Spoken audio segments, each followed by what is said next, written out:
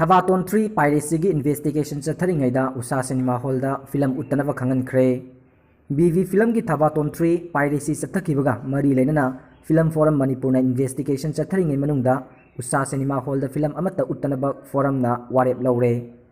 Kanagumba producer singna hairiba cinema hall asida athingba leiringai asida film ulamba thoklabadi forum gi rules and regulation gi matungina mari leinariba producer adugi mathakta akanba action lokhatkani haina forum gi chairman S Mangol Jauna ngasi lamphel da leiba film forum Manipur gi office ta pangthokiba pawgi mifam amada phongdokre.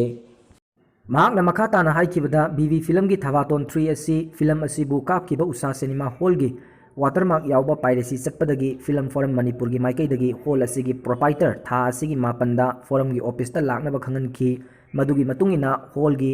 proprietor amasung BV film gi producer Surjakanta yauna forum gi member singa punna film piracy sathagi basigi matangda khanaki.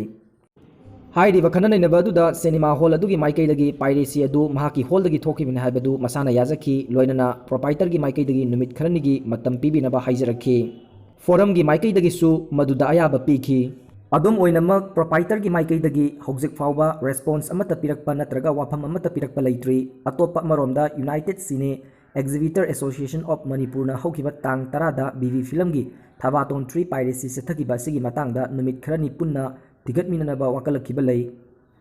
Maramaduna investigation chatharingai manungda Usha Cinema Hall da film amata kaptanaba amasung producer singna kapnaba film amata pidanaba warep adu laukibani hairi.